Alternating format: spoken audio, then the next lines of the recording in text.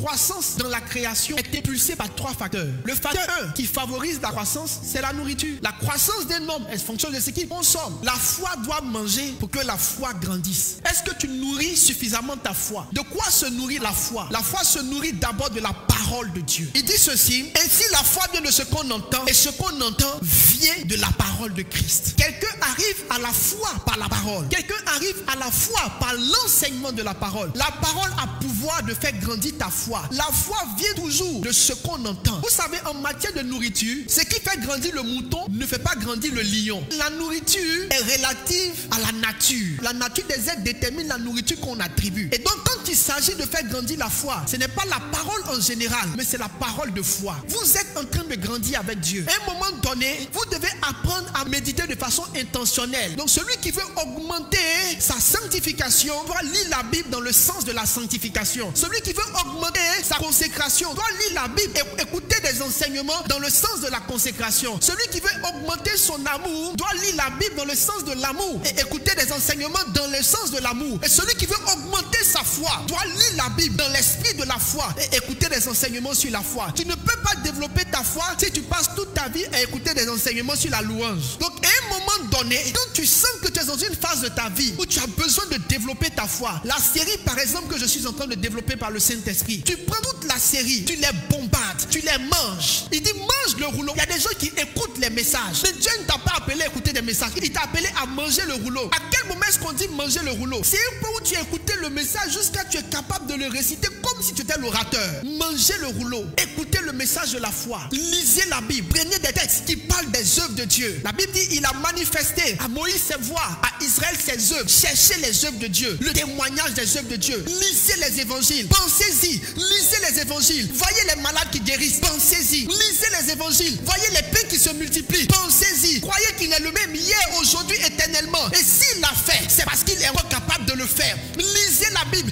pensez à la mer qui se divise en deux, pensez-y. Et croyez aussi que Moïse n'avait rien de plus que vous. La Bible parlant d'Élie dit ceci: Élie est un homme de même nature. Tous les personnages de la Bible étaient des hommes et non des anges. S'ils ont vécu ces choses, c'est que tu es capable de vivre ces choses. Ne lisez plus la Bible comme un film. Lisez la Bible comme un message qui vous est adressé personnellement. Dieu a conservé ces récits pour te dire ce qu'il est capable de faire avec toi, en toi, par toi et pour toi. Il n'y a pas que la parole qui nourrit la foi. La foi se nourrit par la vue. Il dit ils ont vu et donc ils ont cru. Il a dit à Thomas, c'est parce que tu vois que tu crois. Le défaut de la foi est rattaché au fait que les chrétiens ne voient que dans le physique, mais ils ne voient pas dans le spirituel. Il y a des choses quand tu vois, tu n'as plus besoin qu'on te prêche. Tu sais qu'il est vivant, tu sais qu'il est réel, tu sais qu'il est présent, tu sais qu'il est là. C'est pourquoi les patriarches soupiraient dans la Bible pour voir Dieu. Tous les patriarches soupiraient pour voir Dieu. Moïse dit Seigneur, je veux te voir. La plupart des patriarches ont imploré pour voir Dieu. Arrêtez d'être des chrétiens charnels sans expérience surnaturelle. Les expériences surnaturelles influencent la foi. Pierre et tout le reste, assis dans une salle, à un moment donné, le feu descend. Chacun voit du feu sur la tête de son ami. Frère,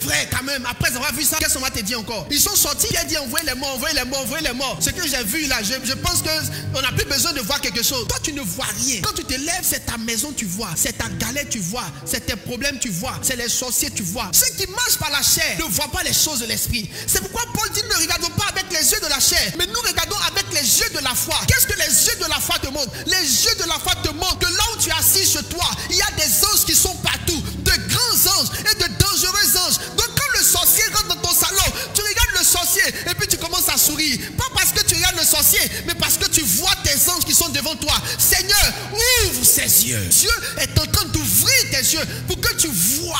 Parce que si tu vois, tu vas commencer à croire. La foi se nourrit d'amour.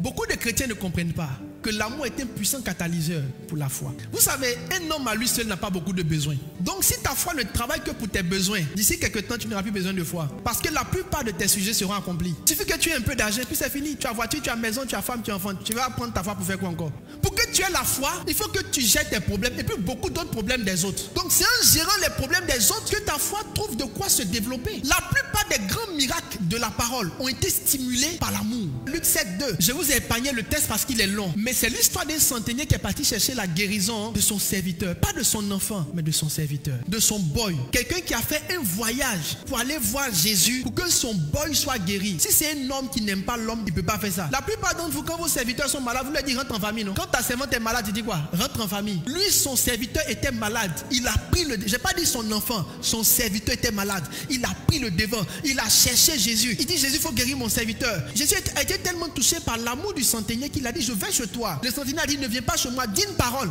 mon serviteur sera guéri. Et Jésus dit il a une grande foi. Écoutez, la foi dont il s'agit ici là, ce n'était pas rattaché à ce qu'il croyait que seulement à ce qu'il croyait que Jésus était, mais c'était rattaché à son amour. C'est son amour pour son serviteur qui a fait qu'il a tenté le tout pour que le serviteur soit guéri. Des gens ont démonté la toiture d'une maison pour faire entrer un malade. Leurs parents sont en train de mourir. Ils aiment leurs parents, ils ne veulent pas que leurs parents meurent. C'est l'amour pour leurs parents qui les a poussés à démonter le toit.